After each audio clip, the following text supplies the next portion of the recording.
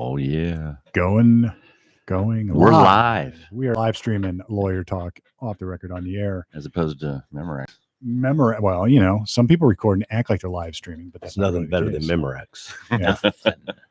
Those were the best, man. Back in the day. Maxells, remember the Maxells? Yeah, Maxell. You know? I loved Maxell. Yeah. And that it was that the same brand that had the guy sitting in the chair, the chair. just blown away by the speakers. That was great imagery. Yeah. That sold me. Yeah. Yeah, that was cool. That was. Everybody always wanted to have that experience. Oh yeah. The 90-minute tape. Yeah. It was it's like, but then remember that, like, you got the 60s and you hoped your record or your album would fit on it.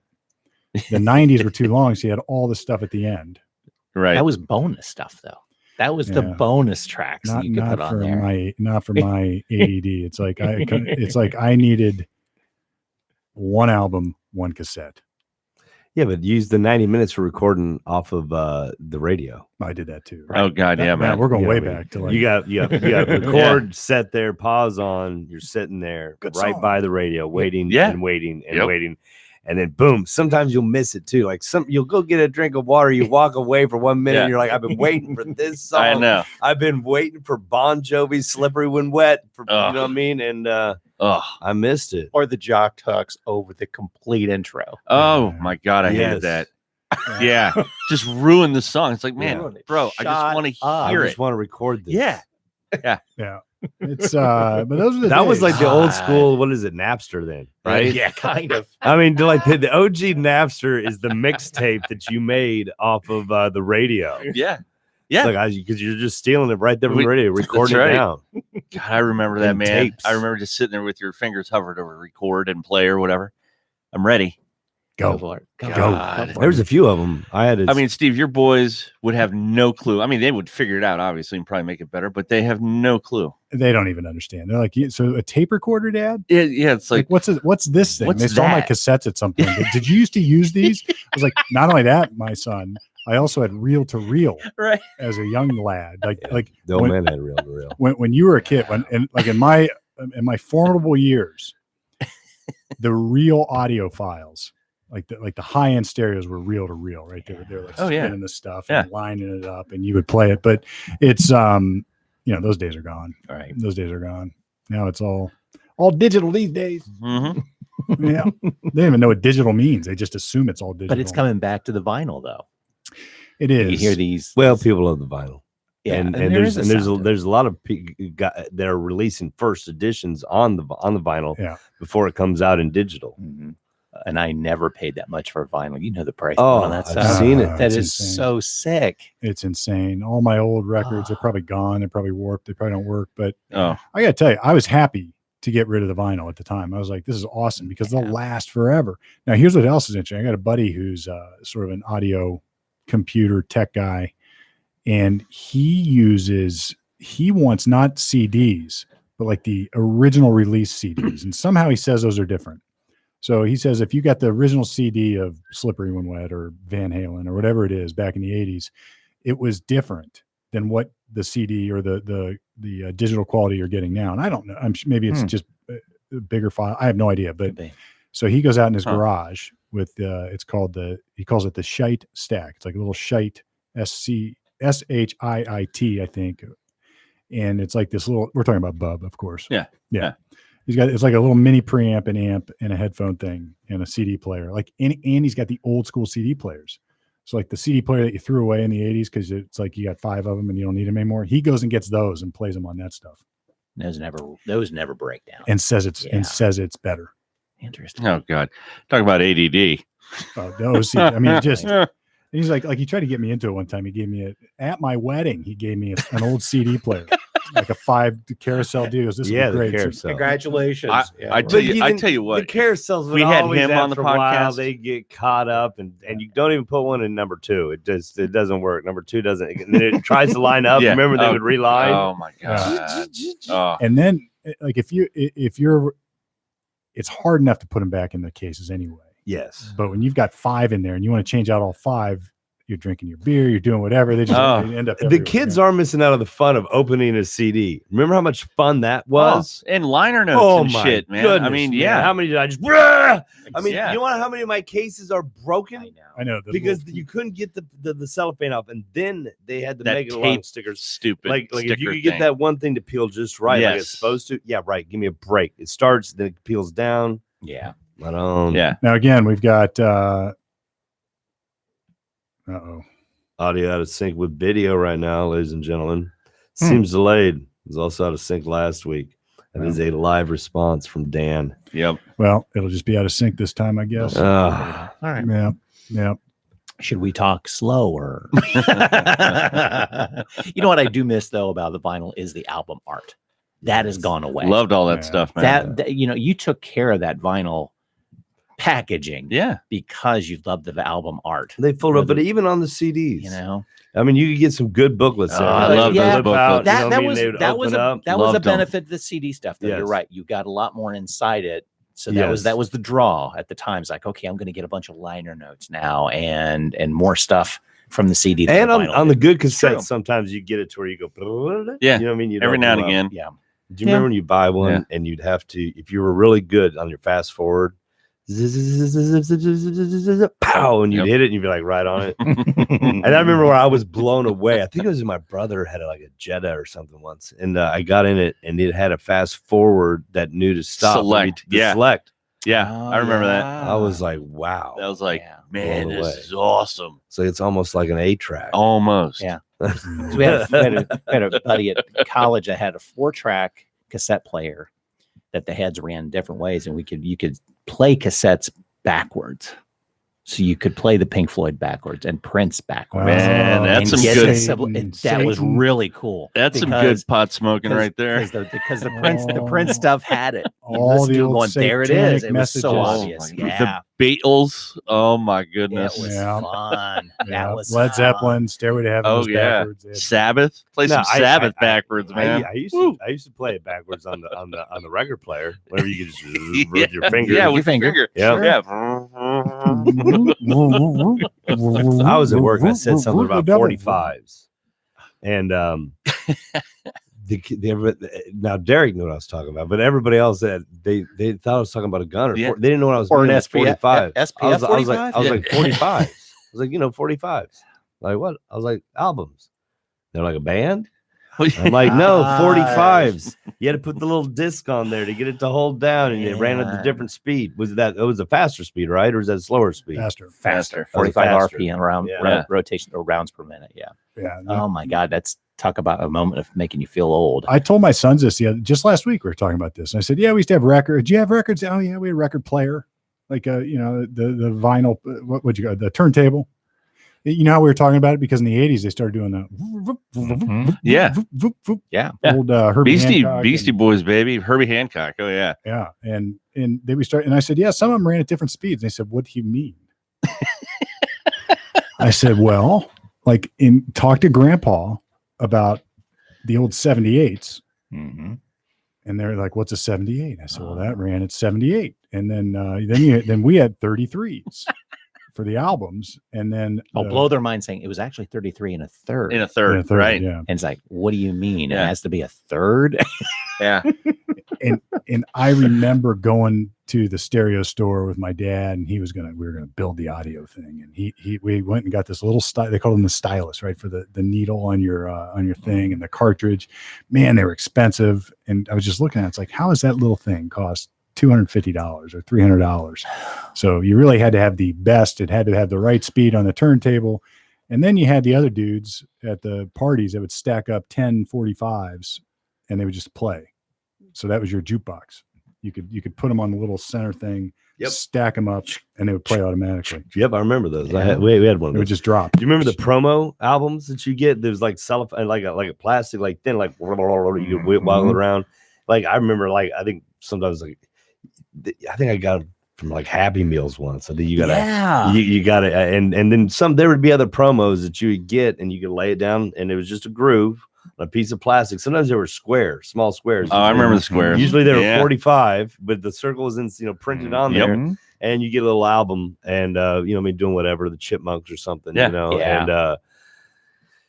promo albums. Yeah, when everybody had now they just give you a code, and the kid goes online and downloads it. Hey man, I remember I was at 57 Heaven, which was a automotive museum, all 57s, and there was a convertible 300C Chrysler that had a record player in it.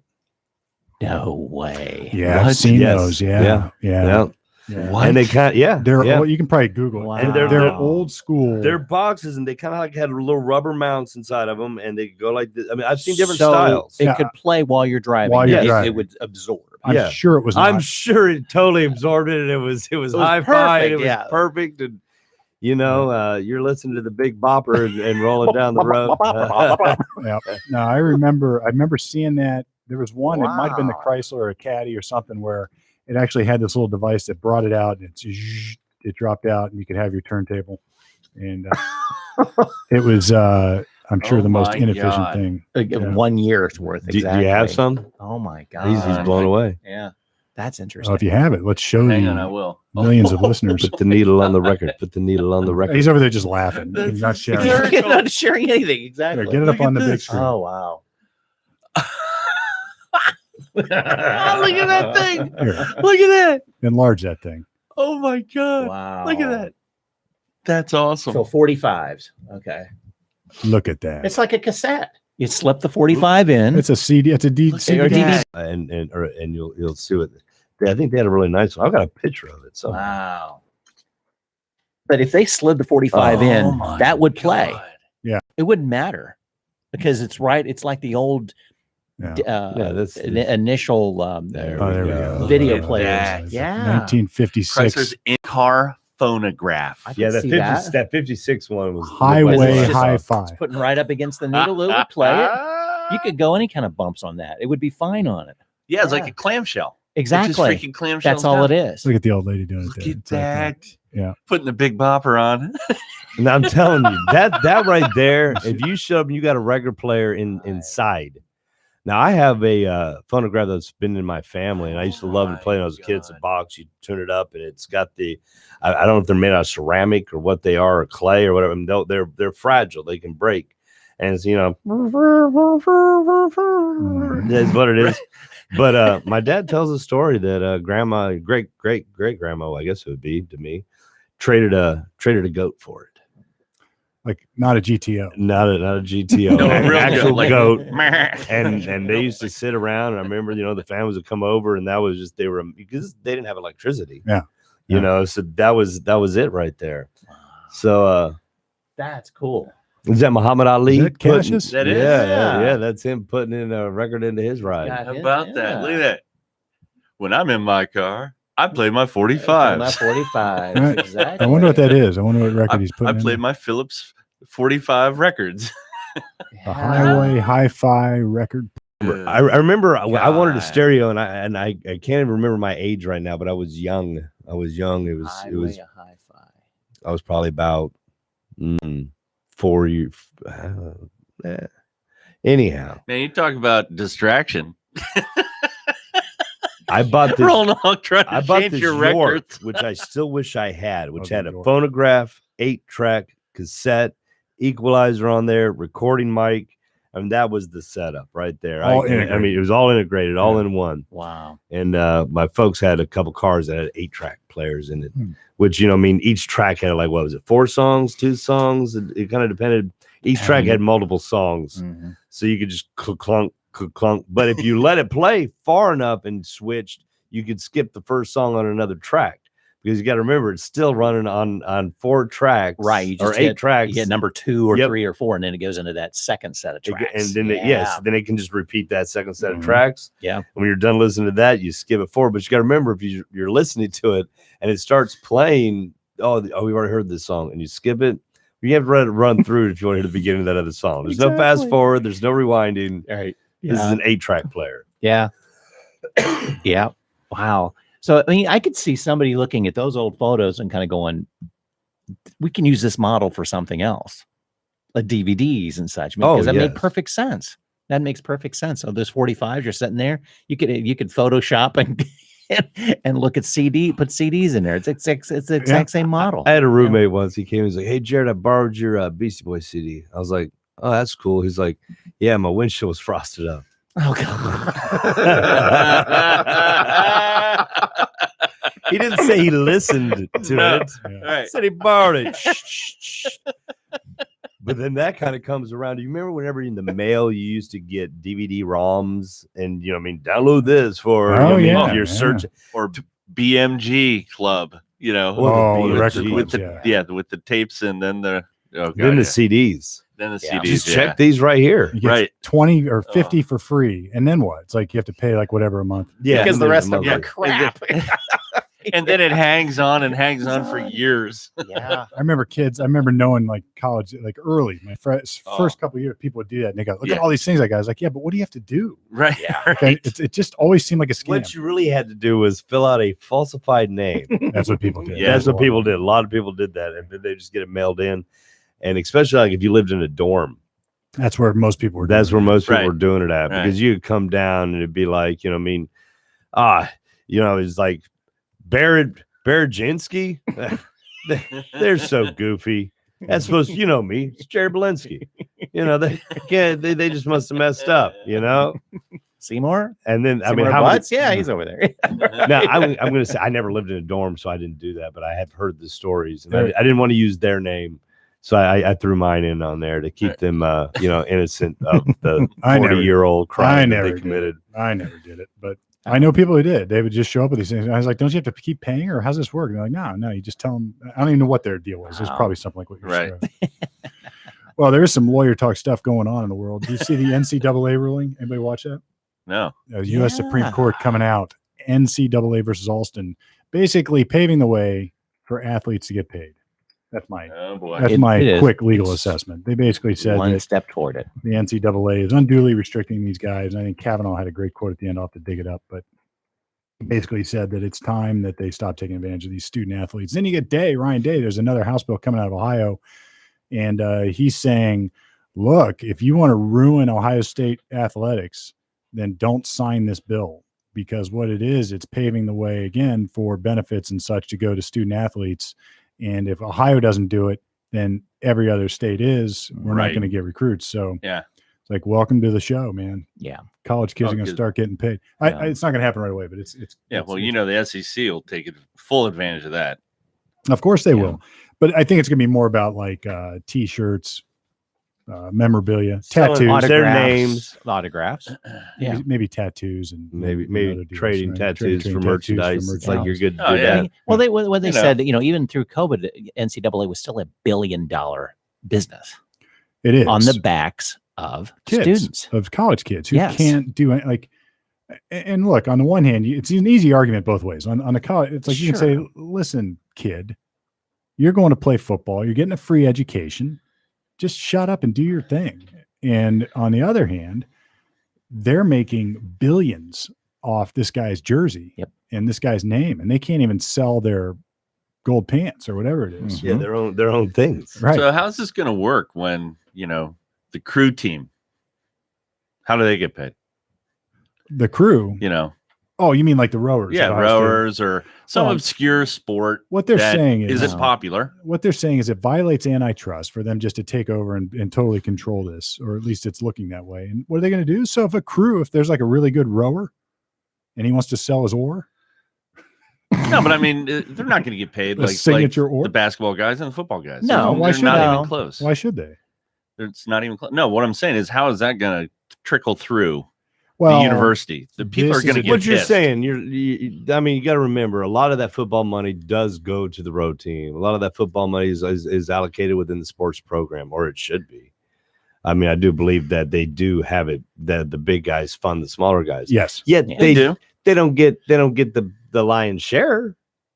So it's an interesting, as I'm sitting here thinking about it, I haven't read this decision yet, but what you're getting at, maybe not what you're getting at, but what it made me think about is like what Jared said is true. I think it is true that the big Ohio State sports teams are basically they fund the other programs. Yeah, for sure. They help fund for sure. They provide stilts for everybody. They do. They really do. Yeah, and that's fine. Then if you're saying they can't make so much, So if the football program at Ohio State and the NCAA, the parent company, but let's just stay with Ohio State, they make say $10 million on football. It's probably not even close to it, or it's probably double that, but they make football.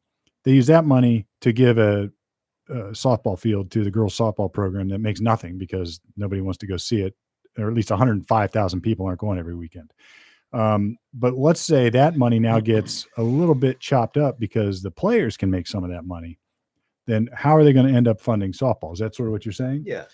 No. What I'm saying is the actual athletes. So I mean, that's what I saw. Take baseball, for instance. I mean, baseball in the Midwest is, some of these guys will go pro, but it's not popular.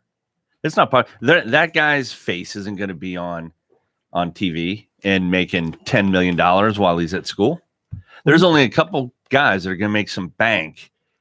And then what are all the other athletes going to say? They're like, man, I work just as hard as that dude. But how come I ain't getting anything? But for the baseball sport. Yeah, but for the baseball, it does allow baseball manufacturers, bat manufacturers, that sort of thing to approach Ohio State baseball folks and get sponsorships. It's more about that. Yeah. So say Louisville Slugger it wants Joe Baseball to use the bat. So they give him a bat, or he gets like right now. I don't think they can do that. They can't use free equipment. They can't. What are you talking about?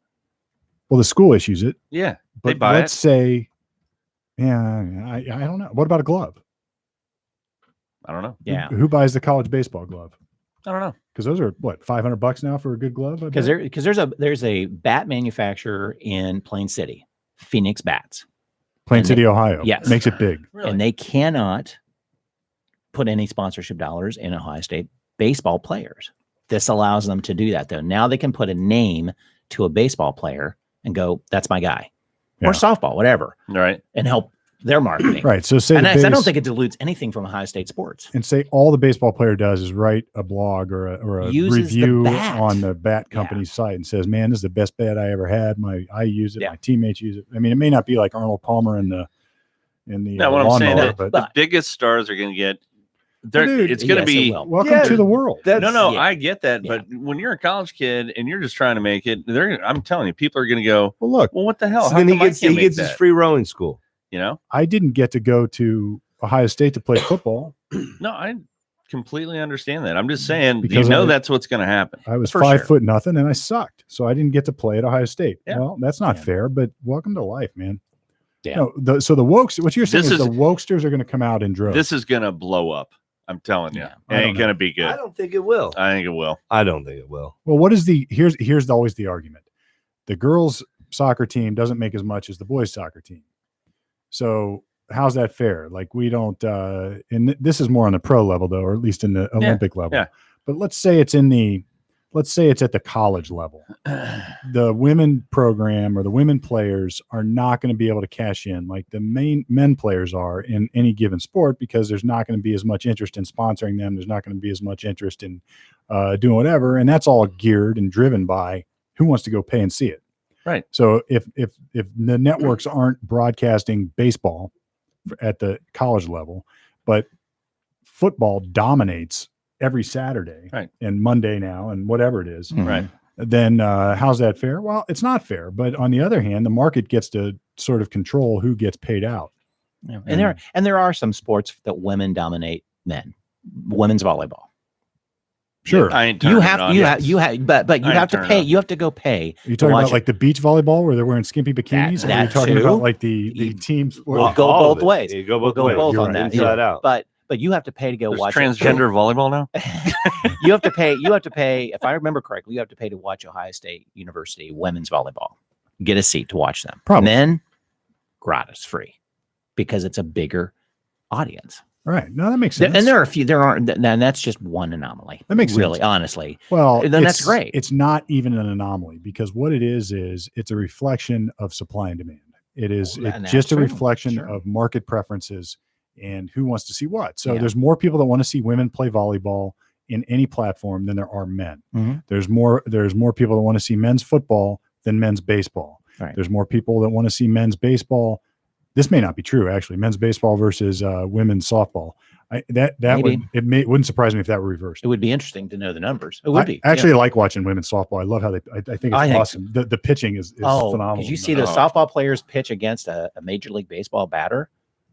They whiffs right by them. Yeah, they're amazed by because of the movement. They're not used. Thank God they don't ever hit it. They're not used to rip the girl's head right off. That's true. And they're so close. Oh my! They're so close. It comes in hot. Yeah. But amazing. That all makes sense. Like gymnastics, I think women's gymnastics gets a lot more attention on the Olympic level than the men's. I think it might have an opportunity. I'm just telling you, there's going to be a select few guys that clean up. Yeah. And nobody else. That's always true, though. There's always a distribution at the top that's tiny. And it's true in every business and every occupation ever. There's always So when are they going to have the stipulation? You don't even have to go to class anymore. Screw it. I mean, that's a contract though. That's a contract. We're paying for your school. You got to go to class. But you're you're right. Really, though. Do they really in the SEC? I remember. I know. Well, anywhere. I remember my dad 30 or when I was a kid years ago saying they had to just pay the college athletes. Just pay them. Treat it like a business. Pay them to go play. If you want to include in the contract free school, do it. But let's just pay them. And I think it should just be a stipend for everybody.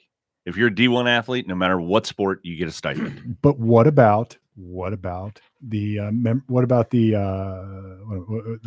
sponsorship deals? Like, I'm going to wear your jersey, so I'm wearing Nike jerseys, or I'm going to put. Here's the thing: we're also giving you the platform so you can go pro. That's part of it. Well, that's the other side of the coin, right? That's part of it. That's the NCAA argument. And we're giving you class. We're giving you freaking free food. We're giving you everything. And plus, these guys are making a stipend. They're not allowed to work, so they give them money so they don't have to work. Right. Not every one of those go to NFL though. And every year, no, I know that. No, but that is they're giving you the platform. True. And every year, there's a tailback from Ohio State driving around in an advanced vapor Cadillac. Exactly. I don't know how that happens. Yes, that happens. Yeah. Or you get a job working for this concrete company over here, where it's there are no shows. Yeah. You're getting paid for not even showing up to work. Yeah. You just get put on payrolls. Right. What's the movie? Good summer jobs. What's the movie? Nick Nolte, Shaquille O'Neal was in Blue Chips. It was about the basketball, how corrupt the basketball was. Right. Oh man. Well, they said they were giving me a house. I knew the AAU. I knew a very large when I was at the country clubs here in Central Ohio, a very large concrete company that employed football players. And a lot of their jobs, I'd hear them joking around about it. They'd go like, "You got to come to work today," which meant meeting them at the golf course. Right. Mm-hmm. Right. So it's like, put in your 8 hours. Yeah. I mean, we're going to play 18. We're going to sit down. We're going to have dinner. We're going to go, so if they came to the country club, because I remember out here was like, so funny. We get paid to come here to the club.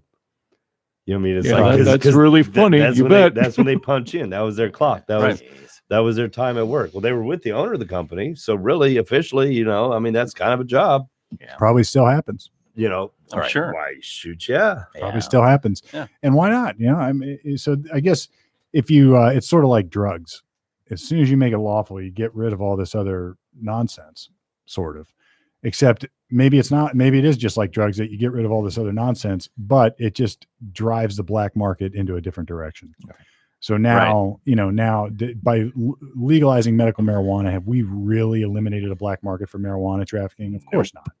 In fact, it's even more rampant because now you can go around with all the marijuana you want, and just say it's medical. How's anybody going to know?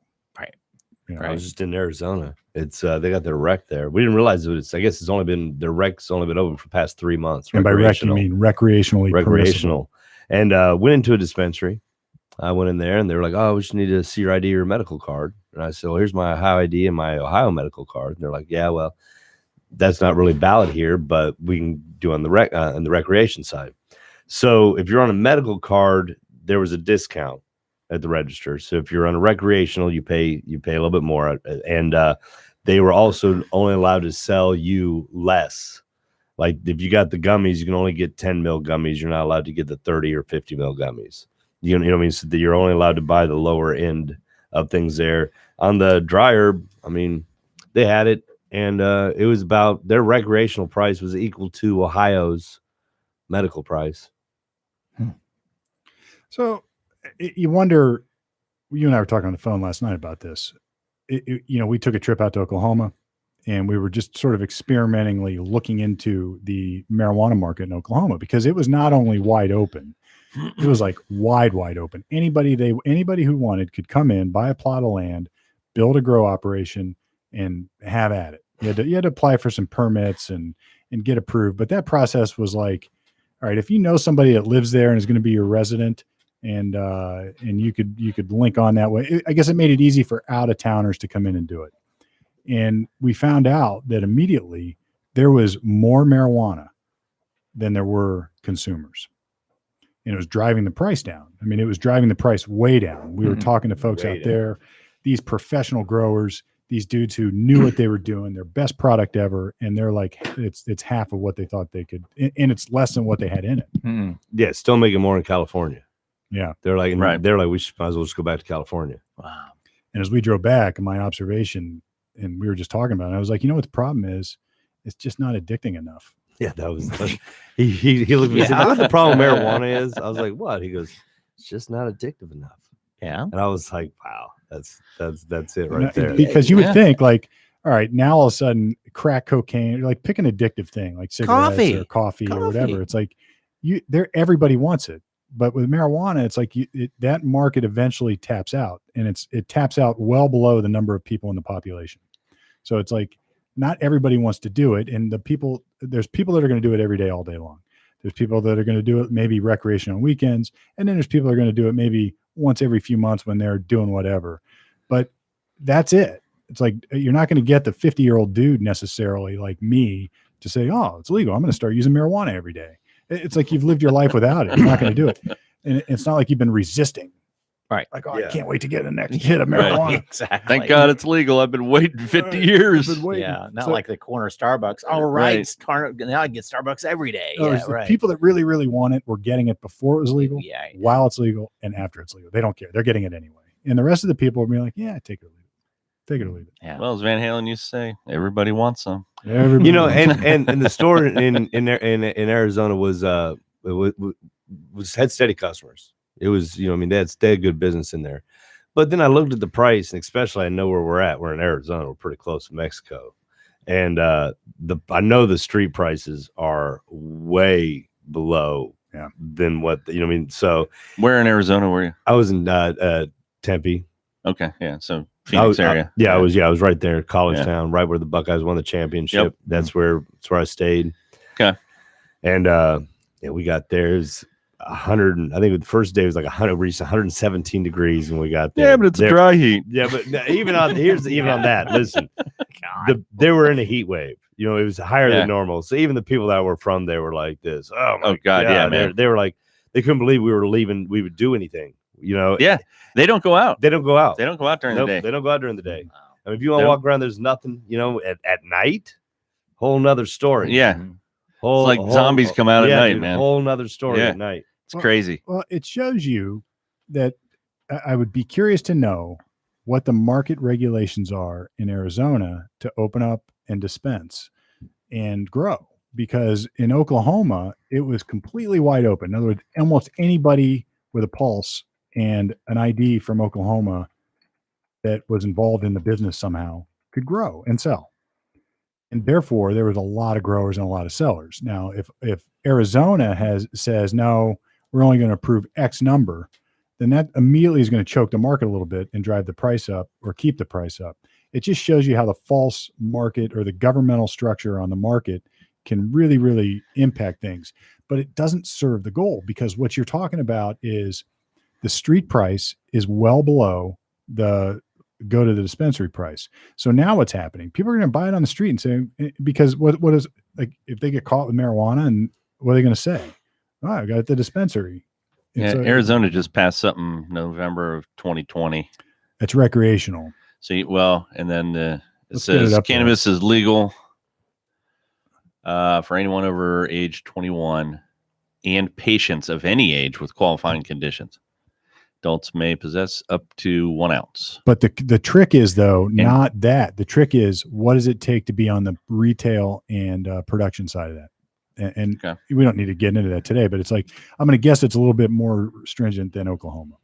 I would imagine it is, but although we got there and I saw that we see the weed maps there, we talked. Remember we were talking about how much they charge. Yeah. Some of these companies that they pay to be on weed maps. I mean, the price was astronomical. Well, Weed Maps is what, an app Yeah, it's an app, that has a map. and you type in there, and it'll get your location, and you'd be like looking for stores, and it'll be like this, and it'll list them all out. Here you go, how Steve. far they are. Dispensaries must have an Arizona licensed doctor on staff. Wow, that kicks it up a notch, doesn't it? And they have to be licensed by the Arizona Department of Health Services. Yeah. I guess that's what that stands for. Yeah. Dispense must have Arizona licensed doctor and fight for the allocation of first attorney. Wow. Well, the thing is there, all of that is designed to limit the number of people that are actually able to sell it. You're right. And Right. it just is how it works. The store was big. Well, I mean, it was big. It was about the size of 3 Ohio dispensaries within there. And in Ohio, you can't really see what it is and everything. They got it out in the cases. They got different candies. They got gummies. They got pre-rolled joints. They had a plethora, and they had good quality, nice stuff in there. you know what we need? Marijuana dispensing machines. Oh, they've got those in So, California. do they? So you just go up like an old Yep. cigarette machine. So Yep. what do I know? I'm like 20 years behind. You go up to a cigarette machine. You just time. I'm Oh, gonna God, take pull the these freaking sativa. thing out. There you go. Yep. There's your pre-roll. There's like when it started out there with the medical on those, and you just had to have their like had a Scan Q&R. a card. And you scan, Oh. you'd swipe the card, open up the machine, put the money in, and bend it out. Man, I'm really feeling a little bit of pain in my back. I'm gonna go find the closest machine and Can I borrow your card?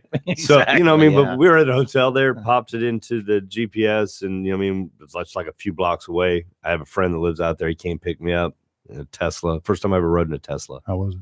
What do you think? I'm gonna have to tell you, man, Nice. Oh. this thing's snap. That's what I heard. He showed. Oh man, I'm gonna tell you, bro. That torque in that thing, man, is just like.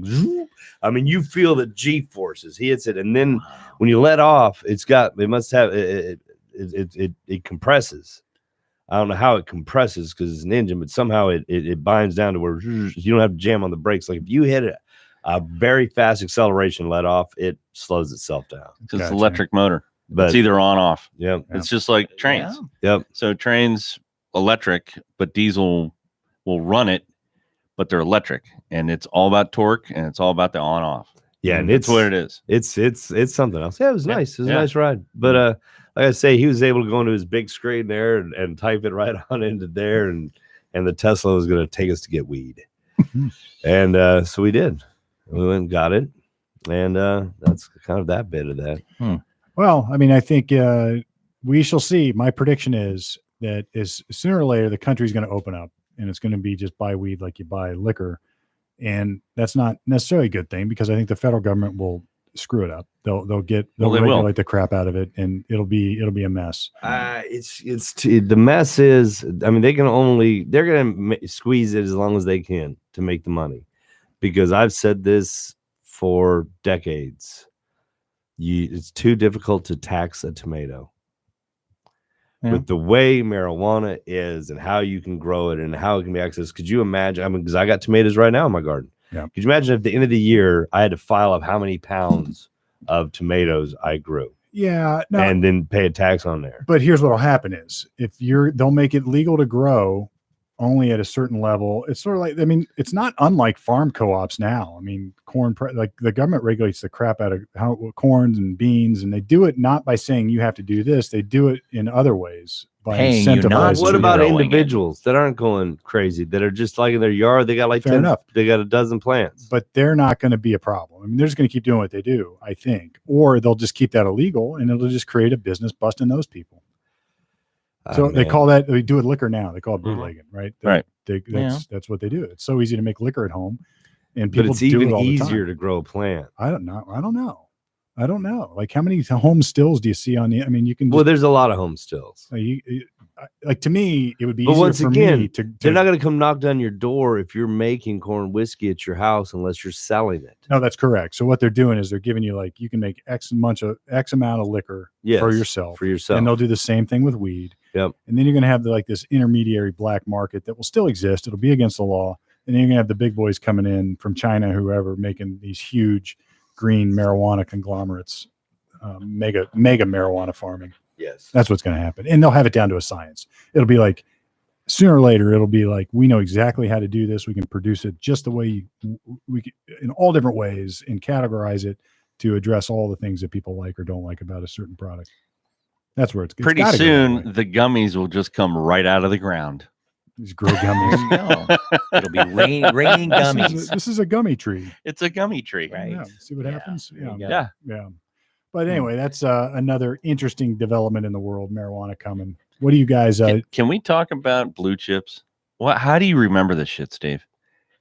Pull Anthony it up there. Hardaway was in it. there's- Oh, the movie? all the big basketball coaches Dude, were in it. Nick Nolte was in it. Unbelievable. How do you remember this? I've never even heard of this movie. You should watch it. It's good. Yeah, Bob Knight, Rick Pitino, George Travis, Bob Cousy, Larry Bird. Yeah. Yeah. That's right. That's right. Dude, Louis that is Gossett just Jr. a repository of information in your head. Old Louis Gossett Jr. too. Wow. Like I like Louis, man. He's a good actor. Yes, Officer and a Gentleman. Yeah. Iron Eagle. Remember that? Iron Eagle. Loved it. Iron Yeah. Eagle. Oh, yeah. That's tremendous. Look at that. God. Didn't Queen do the song for Iron Eagle? I'll look it up. How do you I even- think Queen. Maybe. Wow, that is dude, minutia. how do you just, yeah. I'm not positive, but that may be. I'll look it up Yeah. offline here. But Blue Chips is good. I mean, it was like this expose of all the fraud and crap going on during Ohio State or NCAA basketball Right. recruiting. Yeah. Like these guys were promises. Well, and that was Nick Nolte's big era there too, right? In Yeah. the late 80s, 90s. He was just cranking out some really And he had good not stuff. A-level movies, but but the ones that were good. I always liked Nick Nolte. I did too. Now, I did too. I think he had sobered up there during that era and was a lot better. But what's the one with Eddie Murphy? Oh, my. Really good movie. Trading Trading no. No. I was No. just gonna go that too. Yeah. It's the cop movie. Eddie Murphy gets out of jail. Yeah, Right, yeah. Remember, Nick Nolte, they made two of them. 48 hours. 48 40 hours. hours. 48 hours. Yeah. And there's another 48 No, hours. we're not going to fall for the banana in the tailpipe. That's Beverly Hills Cop.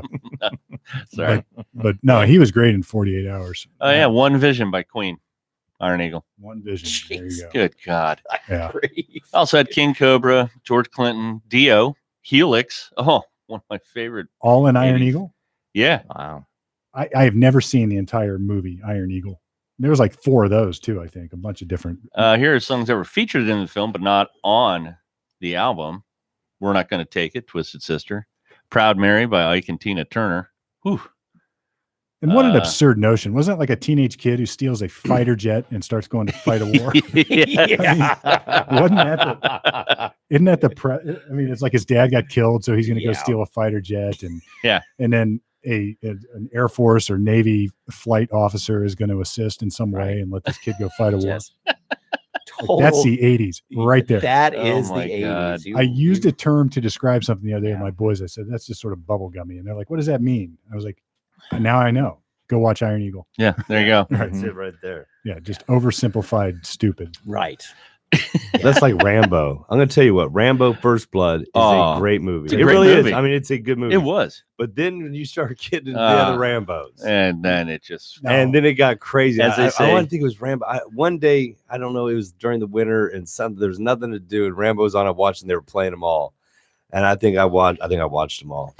And and you just see him because the one where he's fighting the Russians, you know what I mean? Oh, yeah. And he comes down 3. and Those he three. is just so ripped and Oh, full yeah. of steroids. It's just amazing. Just And totally he's ripped. just there's these helicopters coming at him, dude. He's just yeah, I mean, just like the absurdity. It's absurd. Now, in one, it was like, wow. I mean, that was a great rip. I mean, that was a great movie. that was a great Good movie. But then he goes from Brian Dennehy is the You- cop. I mean, Oh, you know, Did a great he's- job. Oh. He's hiding in the woods now this is all stuff that could happen. But he goes from that to just the pure, insanity. unadulterated. Yeah. He's like Superman in Yeah. guerrilla warfare. You know? Yes. It's like, and all of a sudden, it's like even the first one. What was it? What's the guy's name? Crenna. Richard Crenna. Richard was the- Crenna, Richard Crenna yeah. is the officer, and and at one point it's like, oh, you got 30 guys in there. And you're like, Oh, yeah. you better get a good supply of body bags. That's if you go in there with that many. Straight laced. Yeah. It's like Matter of Rambo is Superman, and it's like, what are you talking about? There's 30 guys with guns. They're going to kill this guy. Instead, he's out there with like these booby traps, and he's killing. But that was also the one where, remember the knife?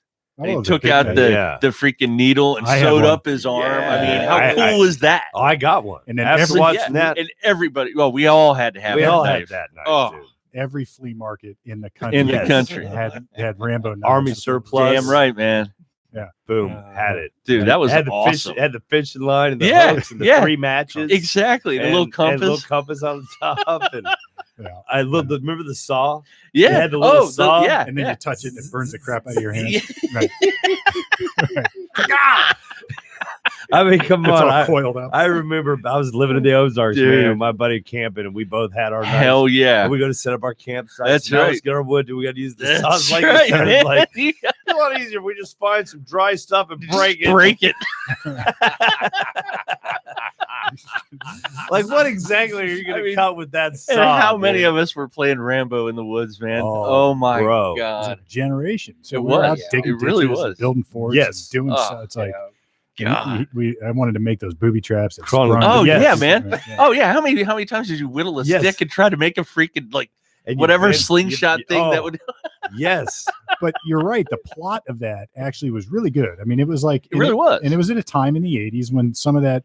Like, I think I didn't quite understand it. Well, it was the At the Vietnam time, yeah. still spillover Yeah. of all of that, and people forget, man. Those guys were kind of forgotten, Well, and and it was the time when that was starting to wake up. Where Yeah. you could take the position that we shouldn't have treated our Vietnam veterans this way, right. and now we're making movies about that. And it was, the 70s were over. The war had been done for 10 years. Right. And then you even got the Springsteen song about, like, all of a sudden the people like, Right. look, these soldiers did something. But I mean, look at our families and how they were affected by Vietnam, as of now too, with the Middle East. I mean, don't get me wrong on that. Right. But I'm just saying, from my generation as to where I was at. I was born in 1975. I was born right when they were ending the Vietnam War. Yeah. And so, friends, parents, my family, uncles, they Vietnam. Right. And so that was always there, and it's kind of different. It's funny. I was talking to Mom. My one uncle lost a leg in Vietnam, and him and his brother like to go out and act like they get in a fight in a bar. And my one uncle will stab him in the leg, and people start. Oh freaking my out. God, that's awesome. Well, it's so funny. Imagine, Good God. like, think of that war. Like, I mean, that was a full out war. And in our lives, like, my football coach was a Vietnam combat veteran.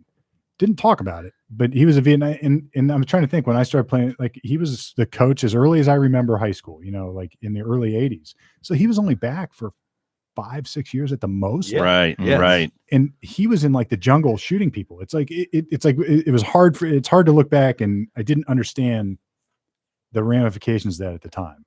Like, it was like, it was so far away from my memory, even though I was born in 1970, it ended in 75-ish. And by the time I was a reputable teenager, it didn't even cross my mind. I mean, you knew about it, but it didn't cross my mind that somebody across the table from you, or your dad's buddy or something, was there. Well, and think about it, and what they went through. And what they did is they freaking basically whitewashed it. They just want everybody to forget about it. And it's like, you can't forget about that. Right. Well, and that was the thing. It's kind I of like noticed, Korea. even going through it, and because I had so many people that were in there and involved. I think I remember this is probably like the 4th grade or something. We were doing a history project, and I teamed up with Billy Roy. I was living in Louisiana. Oh, Billy Roy. and my buddy Billy Roy. Oh, And we got 2 first names. It's definitely Louisiana. and I'm gonna go back. I'm gonna go back to cassette tapes. So we were gonna do this little thing on Vietnam, as well, because they pair you up and you guys got to do something. Well, he was like, my dad's got a bunch of tapes that he recorded in Vietnam. Oh my Holy God. mackerel. And That's gold now, man. we sat Ooh. down with not headsets, you push play, and we were listening to this. And then I remember at one point in time, our teacher listened to some of the tapes and flipped out and was apologizing, because this was a guy that thought he was going to die, and you could hear stories about what he did that day and how he fell into this trap there. Wow. Like what they would use. He was like, the whole team walking across, and I remember this. He was talking about, they dug a hole. There was like a latrine hole, And he's like, all three, him and two other guys stepped, and they thought it was a booby trap as they fell, and then they realized that it is kind of a booby trap, but they were just in human waste and just, you know what I mean? And he's telling these stories, and some of them were pretty graphic. And I remember she was like, oh, because literally you're sitting in groups, and she came over and heard some of the stuff that was being told, and she was like, stop. Yeah. We got to stop this now. And so that was like what I was as a kid was learning Vietnam now, because here I am, like I said, it must have been like 4th, 5th grade, because I live in Louisiana. And then I always remember I was like, well, they'll teach us more when we get to middle school. They'll teach us more when we get to high school. Nope. And they didn't hear nothing. And I didn't learn until just recently there on PBS there. I love him. I can't believe I'm missing his name right now. The documentarist. He got the Burns? Burns, yeah. Dan Burns. He did a Vietnam Have you one. seen that? That's like 18 hours. And it's hard to watch. No, for so many reasons. well, I mean, to me, it was good, but it's like when you see it, and I finally understood it, and when you finally understand what Nixon did, holy shit! And media, and I'm talking before he was president, because Right. he could have stopped Vietnam War, but he wanted it to stop whenever he became president. Yeah. Yeah, because media covered Vietnam much different than World War II was covered. Yeah, no, it was much differently. They wanted that graphic recorded. They wanted it to be bad. Yes. And it's sort of it's a lot of parallels to what's going on right now. It's like the media was pushing a certain narrative, the other side was pushing back on a certain narrative. And really what was happening is there was a deep state that was sort of dealing with all the other politics. But generally speaking, I think it's eventually going to shake out in history that what we were trying to do there was right.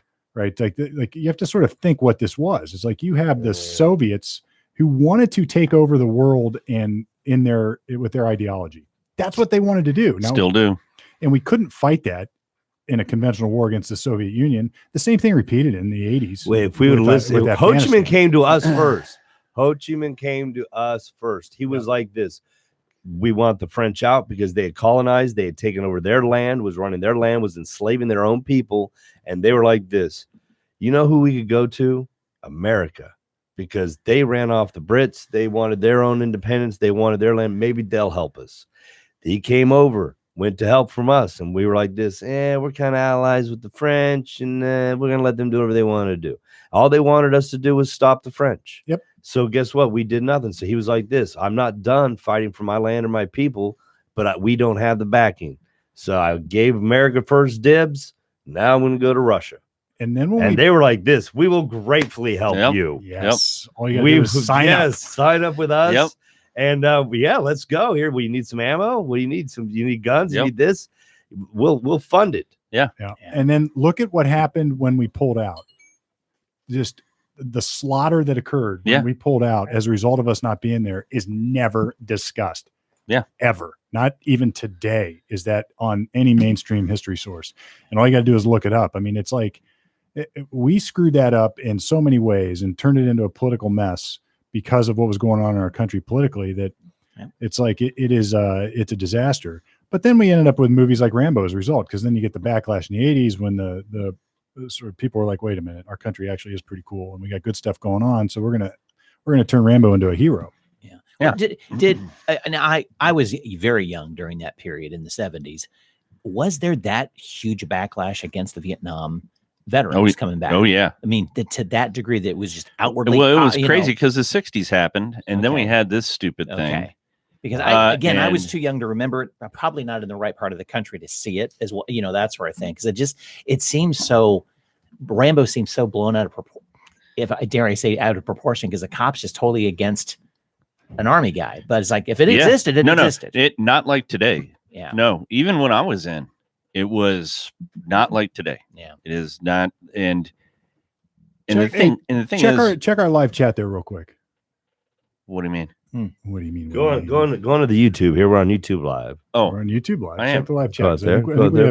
Pull it. Can you We may have a there? question. So There? you can see how. Whoa, That is crazy. that's wild. I don't know. I just put that. That. That was We're my on desk We're shot. on YouTube Beyond. There you YouTube. go. When I So- put Totally when I different put channel. that's weird. Totally different channel. Go to the top chat there. Hit that. Where here? Yeah, No. Yes. may not be. Nope. Sorry. Oh, now we got Get out of something. that. No. Yeah, get out Kill of it. that. Yeah. How do I get out of that? Oh, All right, there we go. There it is. Right. All right. Do we answer any workplace discrimination type questions? We do have. Yeah, I'll answer a question like that. Just chat it in there, and we'll be happy to. there you go. We'll be happy to try to supply an answer. But anyway, while we're waiting on his question, see if he can respond. Actually, it shows you how. Yeah, forget it. There we go. Yep. There we go. I'm only in the chat, I think. But hello. Hey, Jason's there. Oh, down here. Yeah, there you go. Yeah. Say happy to answer question. I think he's listening too. So anyway, the point of all this is like as soon as we get to the 80s, you get the Vietnam backlash, and we got this awesome Rambo movie where he's a hero and how the country, I love my country abandoned me, and it just is a whole different narrative. Right. So Right. all dead. Well, the service. politicians just completely screwed everybody in that. How about Delmore? He's still alive. Dead. Cancer. Right. Yeah.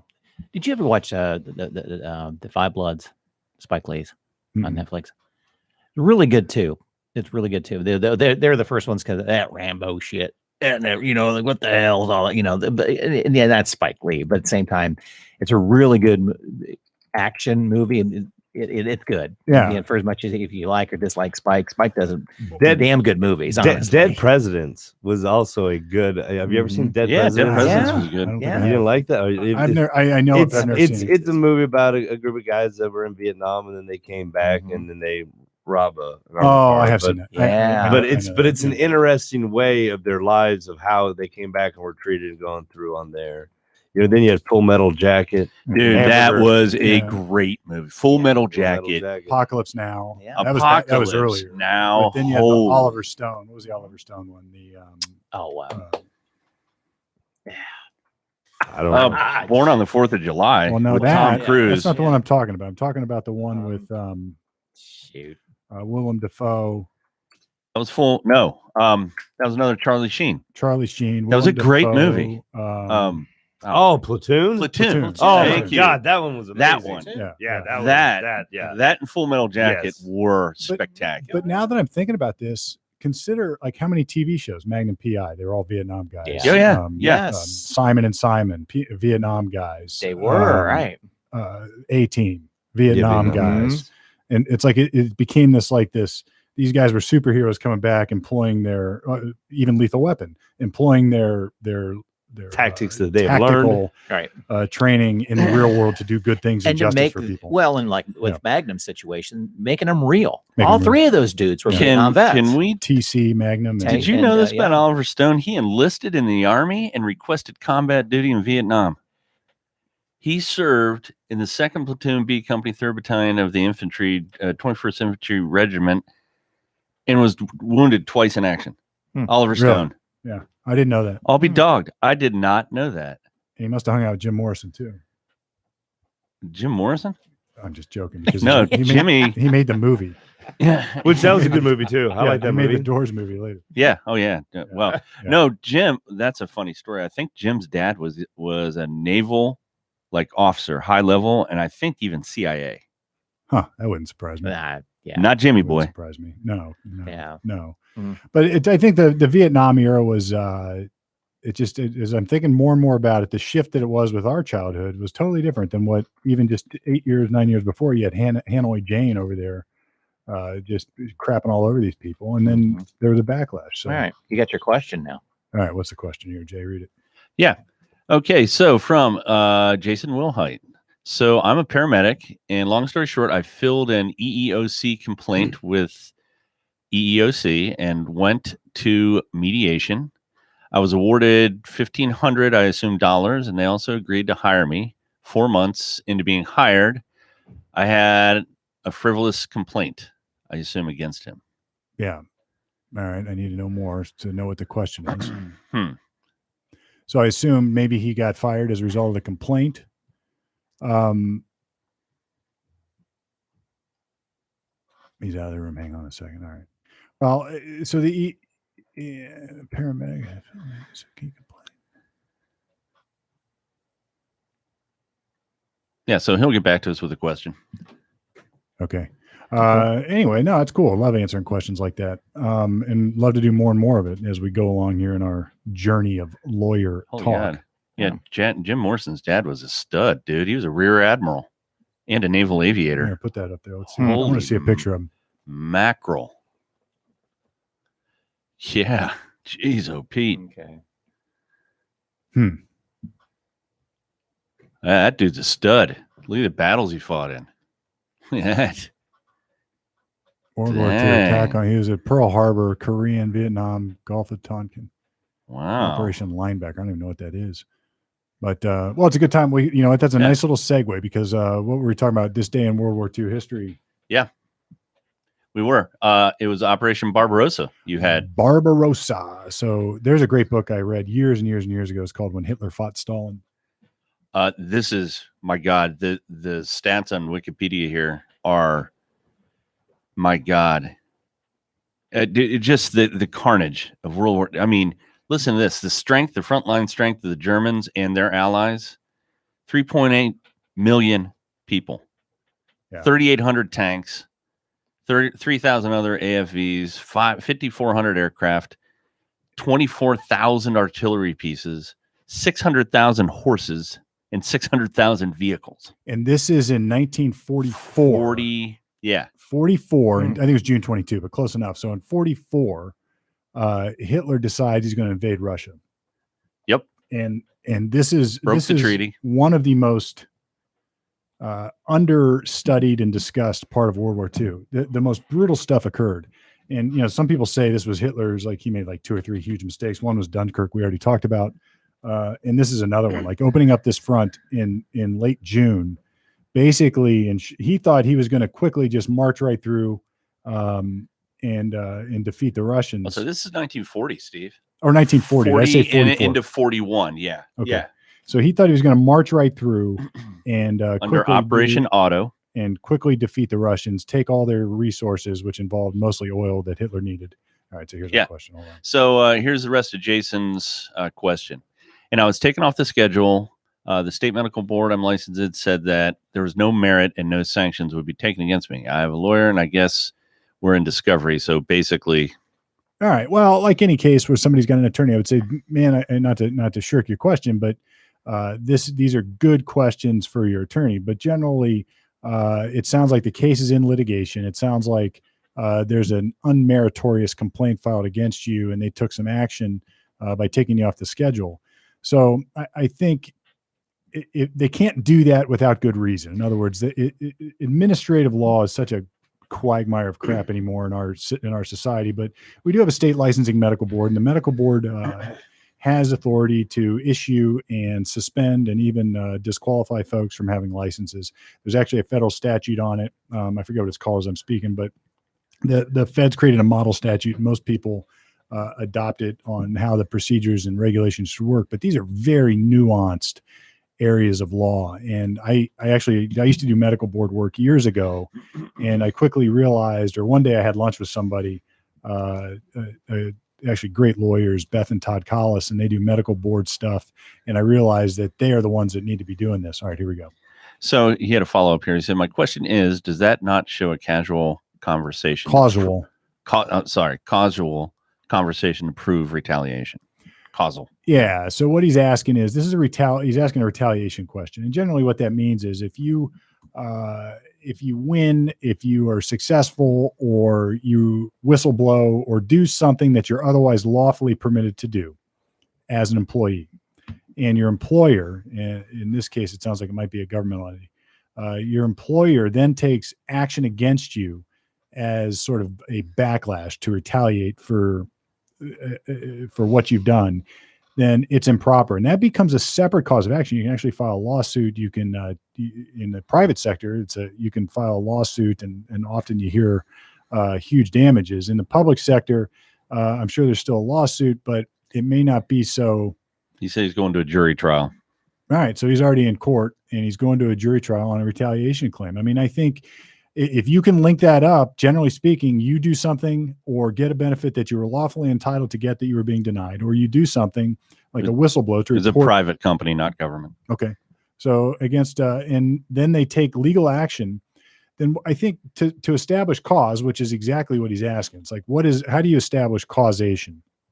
Well, there's different kinds of cause that have come up a lot lately. One is called, like, we would call it but for causation, like, but for the fact that I woke up this morning, I wouldn't be here. Well, sometimes that that either creates such a narrow standard or one that doesn't really apply, because I could say in the old cases, I was smoking a cigarette, I flicked it, and the ember was still burning. Somebody came around, dropped another burning ember on top of my cigarette that caused somebody else to come around, kick that into a pile of hay that caused a fire that then killed a bunch of people. Did I cause that? Now, as a logical matter and but for causation, yes, because if I wouldn't have done that, nothing else would have happened. But should I be responsible for that? It becomes remote, and that becomes proximate cause. Now, with that backdrop, what we're looking for, what in cases of retaliation, what you're looking for is the smoking gun. You want the memo. You want the communication. You want the big tobacco communication that says, we fired this guy because he told on us, whatever it is. Or you want it to be so painfully obvious by sets of facts and circumstances that it couldn't really be anything else. It's one of those things the jury is going to have to decide. It's a factual matter. Did you get fired? Was the action taken against you because of what happened? And is that causal? I don't know. We'll just have to wait and see. But generally, it's an element of, in this case, the cause of action that he's going to have to prove. So I don't know enough evidence, and it probably is well beyond the scope of what we're doing here today to answer that question fully. But good question, because just because you did something and they did something doesn't mean there's causation, nor does it not mean there's causation. I would think, just off the top of my head, how close in time are we talking? Who are the players involved? Was it a different set of management people or the same? Is there internal memoranda that sort of link it up, or the classic, man, I'm going to get that guy fired one way or another one of these days, and then all of a sudden he's fired? It just looks bad. So things like that you're looking for, and I'm sure your attorney through the discovery process is asking for everything that he can. And again, these are general. I'm not giving any advice, more so just sort of generally talking about causation and how these things are proved. So anyway, good questions. And any more, please let us know. One last thing on this. He said, me and my partner on the ambulance that day got the same complaint and nothing was done to him at all. And they fired me after mediation. So they had the same complaint against them about whatever it was. Whatever it was. Yeah. Yeah. So again, now there is that evidence of causation or intent to fire you for retaliatory reasons? Maybe. It may be. In really what we're talking about is intent. So by cause, I'm really meant intent. Like, did they intend to fire, or were you fired for that reason? And we would look for things like, is there something in one person's file that would justify a course of action that is different than the other person's file? And this comes up all the time in claims of discrimination. I got fired and you didn't. I'm black and you're not. Therefore, it's racism or it's discrimination. But maybe there's other facts behind that. Like, one person has 20 complaints against him and this was a final warning and the other person doesn't. So on the face of it, it looks discriminatory, but underneath it's not. This is the problem with de facto conclusions. There's always often more than one fact to create cause. But that's an interesting fact, that if two people are treated differently in the same set of circumstances, there would have to be a good explanation why, I think. Otherwise, it looks good for you. So Jason says, great answer. Thank you very much, guys. All right. Awesome. So I said, thanks for the question and good luck. Cool. All right. Well, anyway, so Operation Barbarossa, what's interesting about that is I recall, and I'm shooting from memory because I didn't have time to do the reading this morning. I got it right here. I got the stats. Baby. Hitler gets bogged down very quickly. And then something happens, something comes that was inevitable as the tide. And it really, really changed the course of that invasion. Changed the course of history. And it was the Russian winter. Yeah. So Mother Russia came to the rescue. And Hitler had his guys equipped. This is, I might be wrong. This is, if I'm wrong, I'm wrong. But I think he had his guys equipped with jack boots, or the kind of boots that had some steel plating in them. Yep. And as a result of that, they all got frostbite. Frostbite. Yeah. Yeah. Yeah. And they weren't equipped for the winter. Nope. They didn't have the proper equipment. And Hitler didn't equip them because he thought it would be so easy. We'll just march right into Moscow or Stalingrad, whatever. Well, he was going to Moscow, but then it was the Battle of Stalingrad where the women were fighting in the streets. Right. And here's the other. Here was the other blunder. He didn't need Moscow. He needed the Ukraine. He needed south. He needed south where the oil. Yeah, was. where the oil and rubber. Yeah. And had he have just gone south first, he could have let Moscow wait until the spring. Instead, he got greedy. He threw it all. It's the largest invasion force in the history of our world. I know, and most people don't know that. 3 million combatants on Hitler's side, including Romania, Finland, Italy, Hungary, Slovakia. Yeah. All against Russia. All against the Soviets. So listen to this. Casualties and losses. The Germans, their contingency lost 1 million plus just in 41. Man. The Russians, almost 5 million. 5 million. 5 million. That's like a city. I mean, they lost that many, and they lost 5 times more people, and they won. Man, can you imagine? Holy. Listen to this. 566,000 killed in action, 235,000 died from non-combatant causes, 1.4 million sick or wounded via combat, 2.3 million missing, in action, or captured. And that's just, there's more than that too, if you consider the civilian casualties. I mean, it's like, anyway, an incredible blunder too, because Hitler, it's like those, like you take Dunkirk, combine it with his blunder here, not to just go take the oil, and then all of a sudden he's got supplies, and the outcome of the war is not so determinative at that point. I mean, really sort of incredible. So the Germans eventually captured some 5 million Red Army troops. The Nazis deliberately starved to death or otherwise killed 3.3 million Soviet prisoners of war and a vast number of civilians as the Hunger Plan worked to solve the German food shortages and exterminate the Slavic population via starvation. Yep. Mass shootings and gassing operations carried out by the Nazis or willing collaborators murdered over 1 million Soviet Jews as part of the Holocaust. Yep. Holy God. There's a couple things that happened that it's almost like Hitler and Stalin were willing to do things to each other that they weren't willing to do to anybody else. It was such brutal stuff. They hated each other. And the Germans hated the Russians. They thought they were a lower race of people. Oh, they thought that about that. Well, no, really, but I mean, they hated the Russians for whatever. I still don't understand that. And it's very similar if you dig into the other side of the world. Well, not quite the other side of the world, but look over at Japan and China. Oh, when Japan invaded China, there's a book called The Rape of Nanking. Yeah. It is brutal. It's brutal what they did to each other. Brutal. The Japanese were brutal to those people. I mean, it's almost hard to read. I read that book 20 years ago. It's almost hard to read. But anyway, that's this day in World War II history. And probably wrap it up. We've got a good legal question. Wow. So anybody else who follows this either here or on the Blitz or anywhere else, feel free to ask us legal questions. We're going to be in here tonight. Jared's going to be in here tonight, recording with the comedians back from Arizona for a big show with Banks and crew. Comedians on South High. The South High comedians. I'll tell you, we just got back from Arizona and it was amazing. 5 shows sold out. Yeah. Some of the biggest capacities it's been allowed to have. We had 500 people at each show. And from what you told me, it's like these owners of the clubs don't understand it. Like they're not even getting these kind of sellouts for all the big stars that come through. The big names, they're like the guy that runs the club came up and he said, a lot of comedians have fans. You have fanatics. That's awesome. And they were going crazy, and it was a great time. It really was. It was amazing. Banks taken off, and I sort of feel like we're at the beginning of it. It's like it all started here. And we've been doing these shows, and we've been driving around, and now we had to fly. I'll tell you what, man. TSA, what a bunch of meatheads, man. I'll tell you, dude. These guys really, the TSA. Oh yeah, bunch of assholes, bro. Yeah. I mean, they are just. This guy can't. And what I didn't realize was that bandanas are not a mask. Nope. And I was told that very abruptly at Port Columbus when they were like, he was like, bandanas are not a mask. I was like, oh, I thought the governor said face coverings were cool and everything, but it's like, no, this is the government and put this on right here. And man, I'll tell you, and they're just rude. Damn rude to people all the time. Like when you give them the ID and she's like this, remove your mask, sir.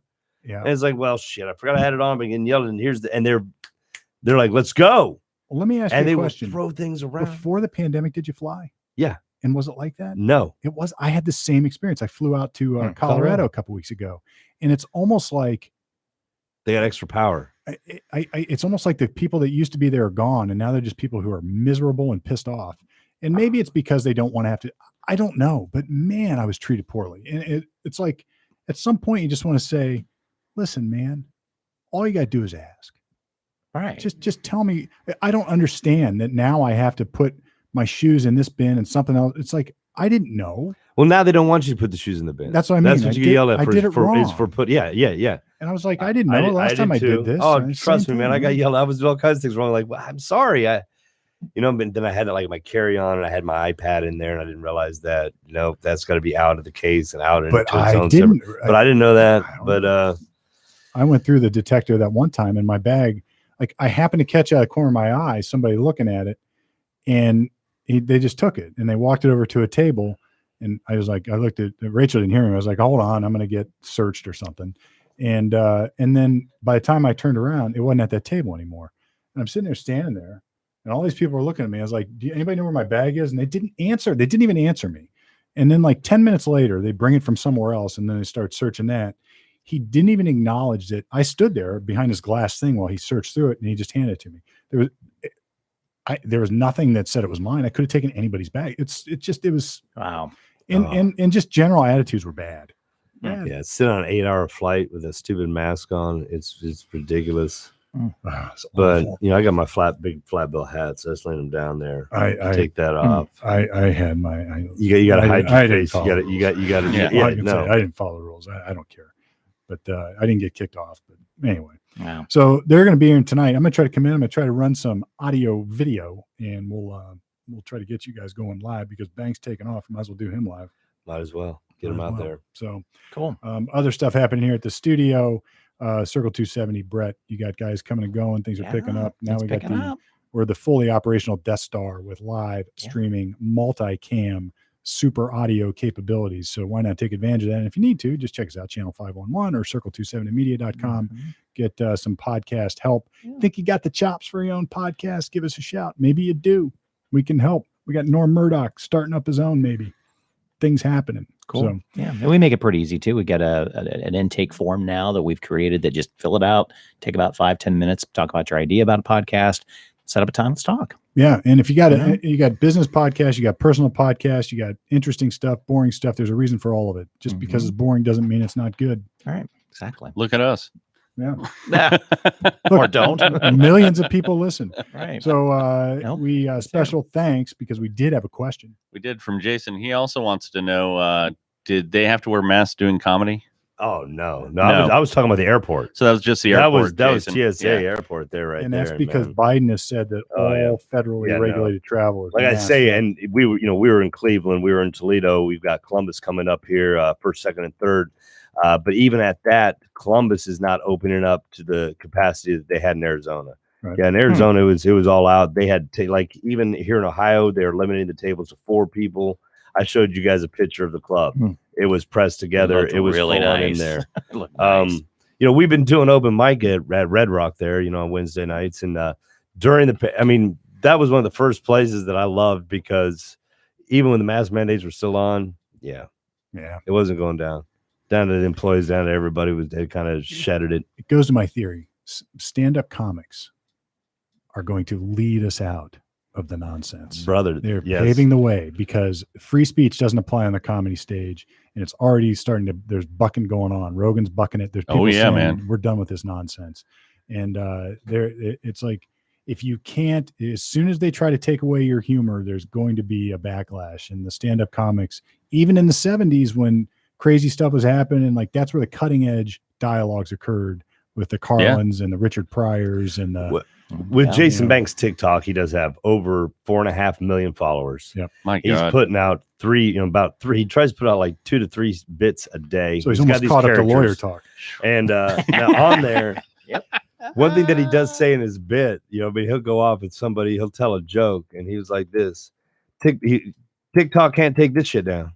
Because you see, sometimes he puts up bits and they'll find it like one time, and it wasn't even that. I'll see some of them like they banned this, and he says it too. He's like, they ban my videos all the time, yet you want to be a 13-year-old girl shaking your booty. Yeah, have at it. They're going to broadcast around everywhere. He was like, but you know what? TikTok can't take this away.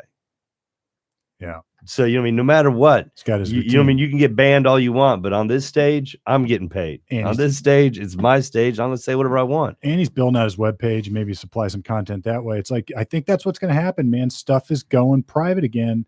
Like there's these awesome platforms that got created. And what did they do? They started to regulate the content, and that's going to push it. You can try to regulate people's thoughts and minds and speech, but all you're going to do is scatter it out to a different location. You cannot, you can't do it. Not at least. It's just like what you said about weed and alcohol.